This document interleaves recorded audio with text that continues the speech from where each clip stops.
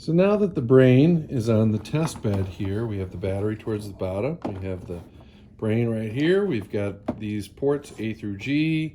We've got these ports 1 through 10 and 11 through 20 here, all set, ready to go. Let's go ahead and connect all of the test bed components to the brain.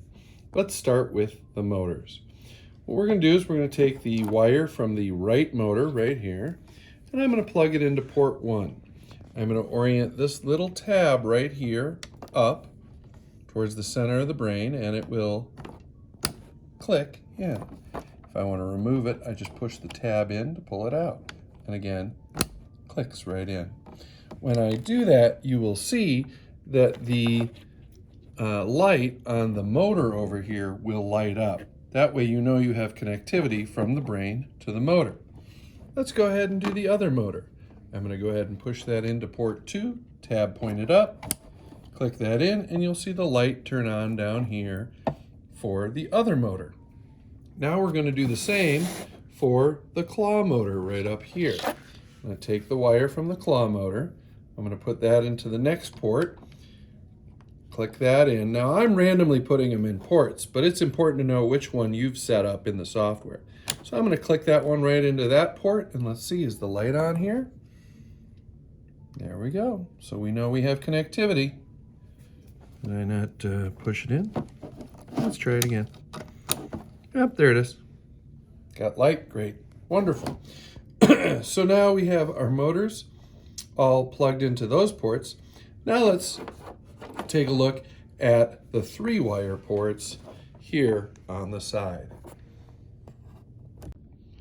Simply set the brain on the test bed just like this.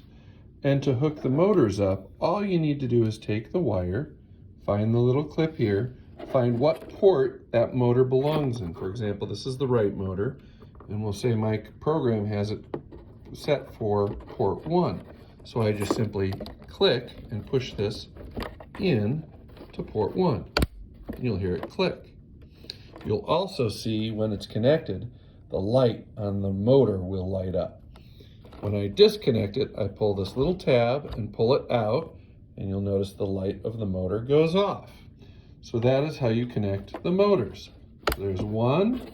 I'll connect the other motor, push that into number 2. You'll notice that one lit up. And I'll plug my claw motor into number 3, and you'll see my claw motor light is lit up. It's important to check for those lights so that you know that the motor is ready to go and has making good connectivity.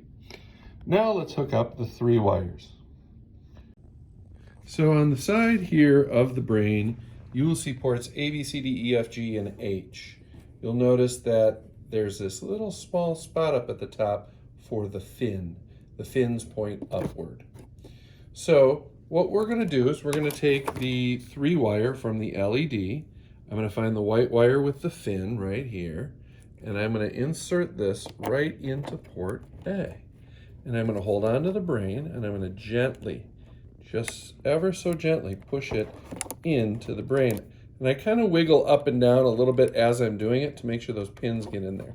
And you'll see it goes almost completely flush with the edge there. It should not stick out like, here, zoom in, to this, like that. If it's sticking out at all, it's not making connectivity.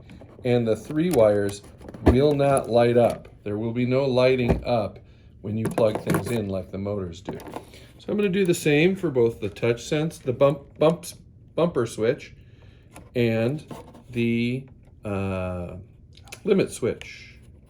So now we have the limit switch, the bumper switch, and the LED all plugged in, as well as our 2 motors and our claw. So this is how you plug in and carefully remove any wires from the brain.